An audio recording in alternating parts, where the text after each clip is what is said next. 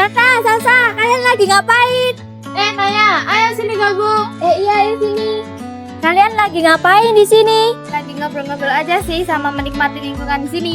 Iya, di sini tuh adem. Iya juga sih, tinggal di Panda emang bikin senang. Tapi tahu nggak sih, Panda tuh bukan sekedar buat nyaman kita, tapi ada hal yang lebih dari itu. Hah? Apaan emang?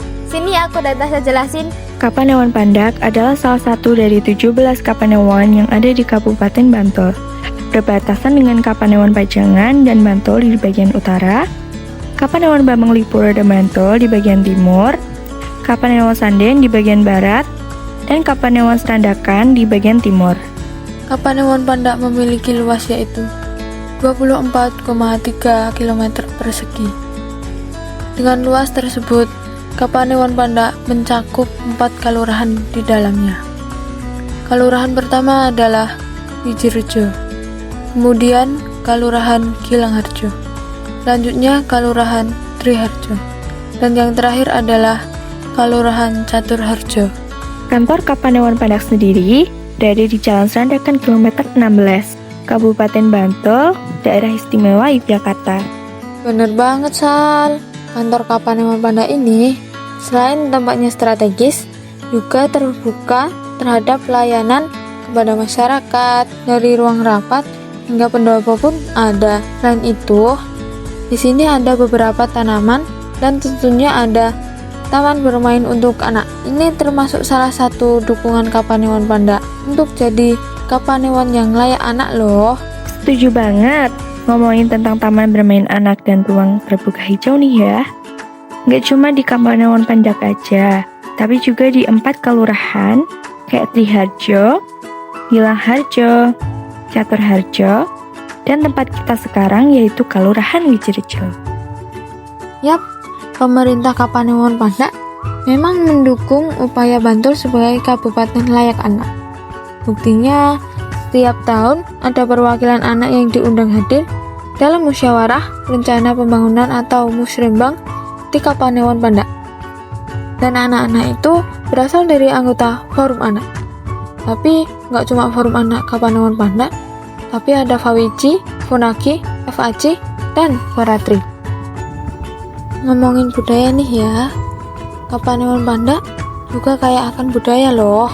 Seperti di daerah Bantul pada umumnya, setiap bulan Syakban atau Ruah, masyarakat di Pandak melaksanakan nyadran atau ziarah kubur gitu.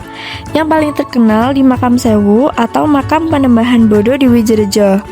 Tapi nggak cuma itu aja, di Gilangharjo juga ada situs petilasan Gilang Lipuro, tempat bertapanya Panembahan Senopati.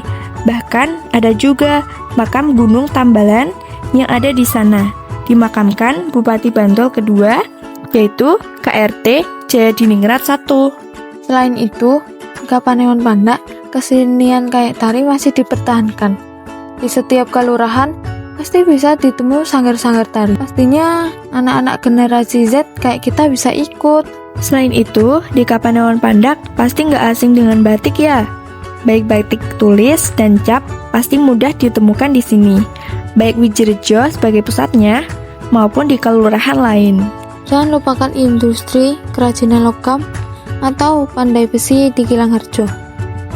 Itu juga udah terkenal menghasilkan alat-alat dari logam yang bermanfaat untuk rakyat. Kalau kamu jalan-jalan di Caturharjo, di sana selain pemandangannya yang indah, kalian juga bisa menemukan industri mie letek.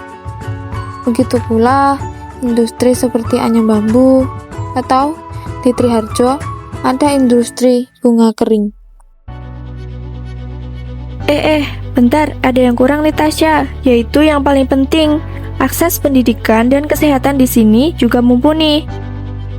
Ada puskesmas, bahkan rumah sakit, serta sekolah-sekolah mulai dari usia dini, dasar, hingga menengah.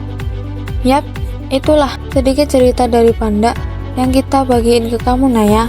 Sekarang, jadi generasi muda harus cerdas dalam memanfaatkan teknologi.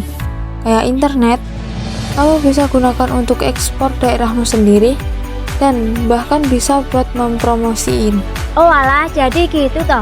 Ternyata tinggal di Pandak keren juga dong. Oh iya, pastilah. Makanya kita harus bangga jadi anak Kapanewon Pandak.